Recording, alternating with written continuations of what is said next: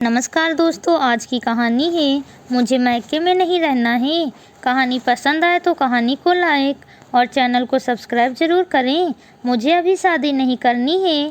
शालिनी ने जैसे ही यह कहा उसके घर में जैसे बम फूट गया। चाची, बुआ, माँ, दादी सभी बोलने लगे, क्या बात है, तुम्हें शादी नहीं करनी है? तुमसे पूछा किसने है? तुमसे पूछकर शादी होगी क्या इस घर में? अब उम्र हो गई है तुम्हारी तो शादी तो तुम्हें करनी ही होगी। कल उसे लड़के वालों को दिखाना था, इसलिए उसने स्पष्ट कहा कि मैं शादी नहीं करूंगी तो नहीं करूंगी। मेरी शादी होगी, मेरा तो इतना हक बनता है कि मैं इस बारे में बोल सकूं। दादी ने आंखें तरेतते हुए पूछा, क्यों क्यों नहीं करोगी शादी? शादी तो सभी लड़कियां करती हैं, तुम बच्ची भी नहीं हो जो तुम शादी नहीं करोगी। पूरे 22 साल हो गए हैं तुम्हारे। शालिनी की बुआ जो मायके में ही रहती थी, 25 साल पहले शालिनी की बुआ की शादी हुई थी और फूफा जी सहित बुआ यहीं रह गईं, दादी के पास। शालिनी ने कहा, बुआ की तरह मुझे भी शादी करके यहीं रखना चाहती हो तो फिर ऐसी शादी का क्या फ़ायदा? ऐसा क्यों बोलती हो बुआ, जो यहाँ रह रही हैं तो तुम्हें क्या परेशानी है? दादी ने कहा। फिर आगे कोई कुछ न बोल सके, आखिर उसका सवाल भी वाजिब था। शालिनी के घर में किसी चीज़ की कोई कमी नहीं है। ज़मीन जायदाद, दादाजी को सरकारी सर्विस, बहुत बड़े जमींदार परिवार है इनका। हवेली नुमा घर, बारी बगीचे, धन संपत्ति कोई कमी नहीं है। बुआ की शादी में भी उन्होंने दिल खोलकर खर्च किया था। शादी के समय फूफा जी प्राइवेट कॉलेज में प्रोफेसर थे, लेकिन न जाने क्यों फूफा जी बुआ सहित यहीं रह गए। अपना काम छोड़कर शालिनी की बुआ उठकर चाय बनाने चली गई। शालिनी की माँ ने कहा, ऐसा तुम कब से बोलने लगी? पहले तो कभी कुछ नहीं बोलती थी। लड़का अच्छा है, शादी कर लो। शालिनी ने कहा, फूफा जी भी तो अच्छे थे, तो तुम्हारा क्या प्रॉब्लम है जब बुआ यहाँ रह रही हैं? है प्रॉब्लम माँ, तुम लोग हमेशा ताने देती रहती हो। यही रहती है, अपना घर नहीं है। बेचारी ऊंच नीच कुछ अच्छा खराब कर नहीं पाती हैं, क्योंकि किस बात से उन्हें कब भाई भाभी के तरफ से ताना मिल जाए। वह दिन भर दादी की सेवा करती रहती हैं, लेकिन चेहरे से लगता है कि सभी की एहसानमंद हैं। बुआ ने दादी को संभाल लिया है। यदि बुआ यहाँ नहीं रहती तो तुम लोगों को दादी का ख्याल भी नहीं रखना होता, जबकि दादी उसे रखती हैं। फिर भी सारे समाज वाले, परिवार वाले उसे न जाने क्या क्या कहते हैं। फूफा जी खाकर सोए रहते हैं। स्वाभिमान नाम की कोई चीज़ ही नहीं है और फूफा जी की कमियों के कारण सबको सुनना और सहना बुआ को पड़ता है। क्या यही लड़कियों की ज़िंदगी की हकीकत है माँ? मैं भी बुआ की तरह कुछ न बोलूँ तो आज तुम कल मेरे पति जी ने जो मन होगा मेरी स्वाभिमान को रौंद डालेंगे। ऐसे ही लड़के से तो मेरी भी शादी करवाने वाली हो ना। जिसके नसीब में जो रहता है वही होता है, तुमको ज़्यादा सोचने की ज़रूरत नहीं है, माँ ने कहा।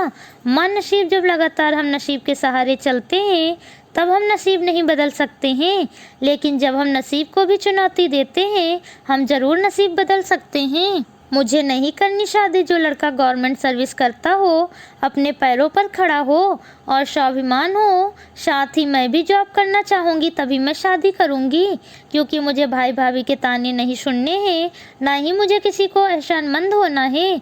मुझे मायके में नहीं रहना है जहाँ लोगों को मेरी कदर ना हो। मैं बुआ की आंखें रोज़ पढ़ती हूँ। बुआ ने तो अपनी किस्मत से समझौता कर लिया, लेकिन मैं नहीं करूँगी। शालिनी के दोनों भाई पापा सब इसके इस फैसले से परेशान हो गए। शालिनी के भाई ने कहा, भी लड़का सरकारी नौकरी में है तो फिर शादी करने में क्या दिक्कत है? मैं मिलना चाहूँगी, शालिनी ने कह दिया। लड़कियों की जब शादी की उम्र हो जाए और शादी न करे तो पता है समाज में कैसी कैसी बातें सुनने को मिलती हैं। सभी तो कहते हैं कहीं इसका चक्कर किसी से तो नहीं है। लड़कियों के चरित्र पर उंगली उठाई जाती है। या तुम्हें कोई लड़का पसंद है तो तुम मुझे बताओ। उसके भाइयों ने जैसे सवालों की झड़ी लगा दी। शालिनी ने कहा, मुझे दूसरों से कोई लेना देना नहीं है।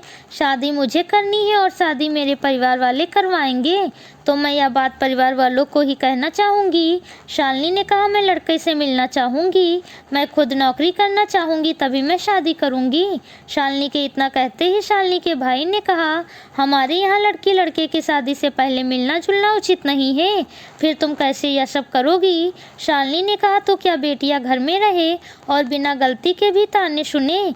क्या यह उचित है? उचित अनुचित कुछ नहीं होता भाई, वक्त और परिस्थिति के अनुसार हमें समझौता करना ही पड़ता है। जैसे बुआ ने किया, इसीलिए मैं वैसी परिस्थिति आने से पहले ही संभल जाना चाहती हूँ। तुम लोग यदि मेरी शादी करवाना चाहती हो तो मुझे आगे पढ़ने दो, मुझे एग्ज़ाम की तैयारी करने दो। साथ ही मैं बिना लड़के से मिले बिना उसे जाने शादी नहीं करूँगी, क्योंकि मैं नहीं चाहती कि फूफा जी के तरह वह काम धंधा छोड़कर यहीं पड़ा रहे। माना बेटियों को भी मैके में रहने का हक है, लेकिन जब बेटियाँ चाहें तब। मैंने देखा है बुआ का वो बिल्कुल यहाँ नहीं रहना चाहती। उन्हें अच्छा नहीं लगता है जब समाज के फंक्शन में वह नहीं जा पाती, जब लोग उसे कहते हैं तुम 13 दिन की नहीं 3 दिन की हो। उसे अच्छा नहीं लगता जब दादी की सेवा करने के बावजूद लोग उसे उसकी मजबूरी समझते हैं। माँ ने कहा कि ऐसा सबके साथ नहीं होता। तुम्हारी बुआ के ससुराल में यहाँ के जैसा सुख सुविधा नहीं था, तो दादी ने बुआ को यहाँ रख लिया। माँ, जब हम बेटियों की शादी करते हैं तो उसे आगे जीने के लिए उसे हर परिस्थिति के लिए तैयार करते हैं, ना कि परिस्थितियों से दूर भागने के लिए। माँ ने कहा, जब तुम देख रही हो कि बुआ मैके में रह रही हैं और ताने सुनने पड़ रहे हैं, तो हालत कैसा भी हो तुम नहीं रहना मैके में। तुम्हें जैसा भी ससुराल मिलेगा तुम वहीं रहना। पर माँ, जब मैं इसी तरह सहने की आदी हो जाऊंगी तो कल मेरे पति के घर की हालत यदि यहाँ से बेहतर नहीं होगी तो कहीं वह भी यहीं रहना पसंद न करने लगे और मैं विरोध भी नहीं कर पाऊंगी। इसलिए माँ, पहले निश्चित करो कि लड़के की हैसियत अच्छी हो और मुझे मेरे आत्मविश्वास को मजबूत करने दो, तभी मैं शादी करूंगी। सारे घर वाले शालिनी के पास से उठकर चले गए। कुछ देर में बुआ शालिनी के पास आई। उसकी आंखों में आंसू थे और बोली, शालिनी, तुम बहुत अच्छा कर रही हो जो तुमने ऐसा फैसला लिया। काश मैं भी तुम्हारी तरह सोचती तो आज अपना पति अपना बच्चा रहते हुए भी और मैं दिन भर काम भी करती हूँ, फिर भी ना घर से बाहर जा पाती हूँ शर्म से, ना ही कहीं सम्मान पाती हूँ। तुम बहुत बहादुर सा हो शालिनी, जो तुमने ऐसा कदम उठाया। शालिनी ने आगे बढ़कर बुआ के आंसू को पोंछा और कहा, बुआ, हम लड़कियां बचपन से गलत सही सहते सहते हर परिस्थिति में समझौता करते ऐसे बन जाते हैं जहां हमारे आत्मसम्मान की कोई जगह ही नहीं होती है। बस हम कठपुतलियों की तरह अपने परिवार वालों के गुलाम बन जाते हैं। हमारा अपना कोई परिवार नहीं होता, अपनी कोई सोच नहीं होती। लेकिन बुआ, हमारे आत्मविश्वास की शुरुआत हमें अपने परिवार और अपने मायके, अपने बचपन से ही करनी चाहिए, ताकि हम हर परिस्थिति के लिए मजबूत बन सकें और हमारे आत्मसम्मान को कोई ठेस न पहुंचाए। बुआ के लिए आवाज़ उठाने वाली शालिनी के साथ आज बुआ भी खड़ी थी। शालिनी मुस्कुराई। या उसकी पहली जीत थी जो बुआ अपने मन की बात कम से कम शालिनी को बता पाई, वरना वह बुआ को गूंगी गुलाम ही समझती थी। शालिनी की दादी, पापा और भाई ने तय किया कि शालिनी की शादी हम लोग सरकारी सर्विस लड़के से ही कराएंगे और शालिनी के अनुत्तरित सवाल का जवाब पूर्ण करेंगे। आखिर शालिनी के हौसलों से शालिनी की जीत हुई। साथ ही उसकी मम्मी और चाची ने भी बुआ के लिए व्यंग्य बातें करना बंद कर दिया। आप लोगों को कैसी लगी कहानी कमेंट करके ज़रूर बताएं। कहानी पसंद आई हो तो कहानी को लाइक और चैनल को सब्सक्राइब ज़रूर करें।